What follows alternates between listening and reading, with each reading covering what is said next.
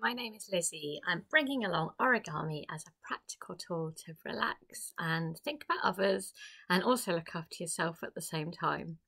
So it's becoming quite a festive time of year here, and thinking about how origami is very much always about giving gifts. It comes from very much a culture where you express your care to others, you make things for others, and origami is all about sharing. So this time I thought I'd share with you a traditional Japanese fold, which is delightful to make. I hope you'll enjoy every single little step of it, and it's to make this traditional box. Now this is a Japanese box, and it refers actually to in their Shintoism, making a very special kind of stand to present something special inside it. So that's in Shintoism. So you can make a little stand and put something precious in there. So I'm thinking this could be quite nice to make a little gift, a little stand. Obviously you could put little nibbles in there as well. So this might be a really nice way of sharing, making some festive little dishes. I hope you're going to enjoy this. So grab yourself some paper. It's quite fun to decorate. As you saw, I made a stripy one. I'm going to grab a board. Grab a piece of paper. If you've got something like A4 or letter paper, use the whole piece of paper. So we're going to make a square first of all. I'm going to decorate it just briefly. I really recommend doing that. So these films are dedicated to patients and colleagues at UCH, a hospital where I work. And we find origami is a lovely way to relax, do something special together, and it brings a real sense of joy. So I just brought the corner, I lined it up nicely to make a nice little sharp right angle triangle. Next I'm going to remove this strip. So if you turn it over, bring it back and line it up. And this, I think this piece of origami benefits from a nice big piece of paper to make a decent sized box. There we go. Nice little push there. I also love how this box to me represents generosity. That's kindness to others, offering something from within it. With open arms as well. It's got a feeling of sort of open arms to it. So I've just made a little nick, and then I'm tearing off that strip carefully. Keep your hand nice and close to the edge, like so. So if you are using origami paper, it would be white on the inside there. On the outside, I'm going to just briefly add some patterns. You could doodle, you could draw, whatever you want. But I thought this is quite nice. You could do something really simple and it will still look lovely. I think I'm going to add another bit of green as well. So you can make your own origami paper. Any paper will do for origami. There we go. So next I'm going to turn it to the right side. We already have a diagonal line. So if you have origami paper, add that diagonal line, open it up, and we'll do the other diagonal line as well. So it starts off a bit like that fortune teller, something which you're very likely to know from childhood. Squashing it down. There we go. So with your square of paper, I just want you to take the outside to that middle point, and you're going to do that for each of the corners. So it really is like making a fortune teller so far. There we go. And then the next side. Okay, bringing that outside to the middle. Squashing it down. Good strong folds. Be nice and exact. Okay. I'm just really enjoying the traditional folds at the moment. They link you back in history, and it's lovely to think that people have passed this across generations. Great. So as it is now, I just want you to turn it over to the smooth side, and we're going to do a diagonal fold here. So I'm going to do a diagonal fold here, like so. So there we go. Now we're going to do another fold. So I'm going to take this corner and bring it over to this one. So I'm going to take this and fold in half like so.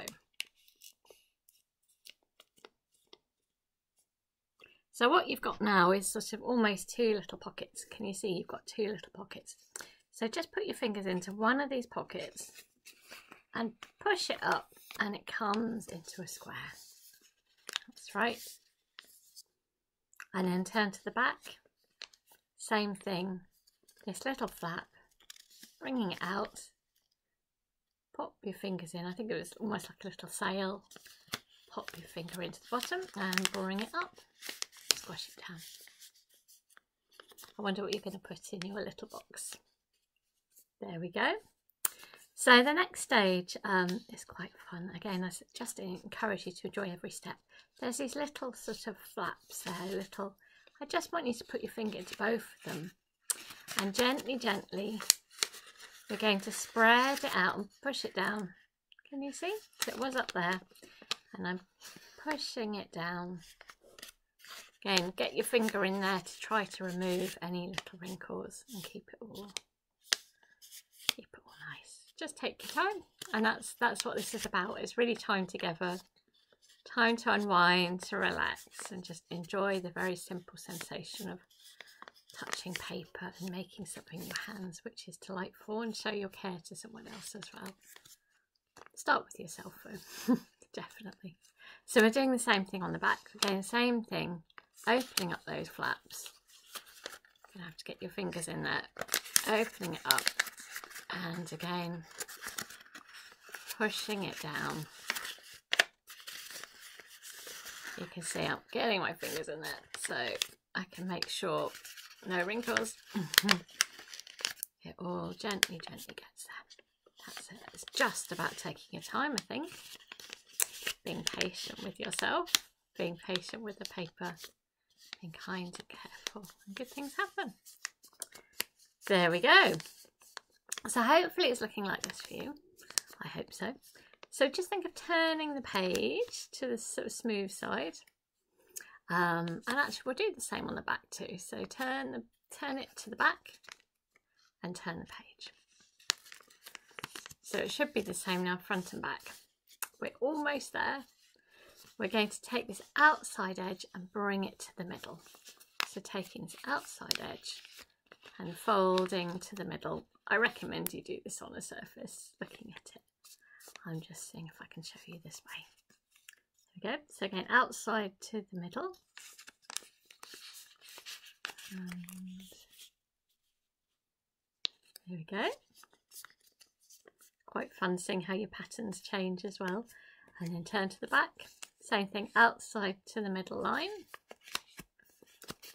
I found it rather nice to sort of doodle and fold.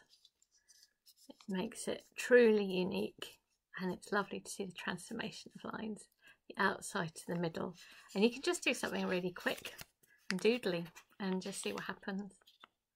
It just adds a little bit of unique colour, because you don't need special paper for origami, although it can be a nice treat.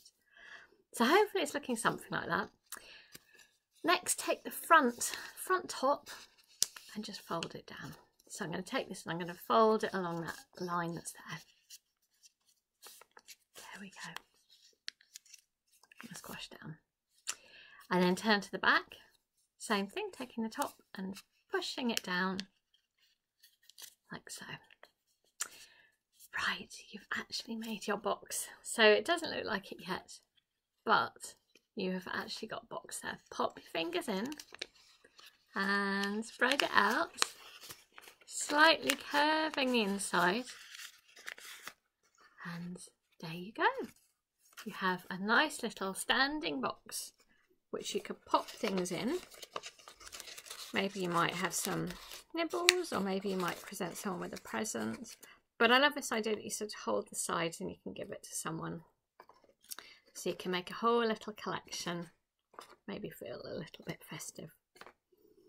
I hope that's worked for you, and I hope you've enjoyed it most of all. Thank you.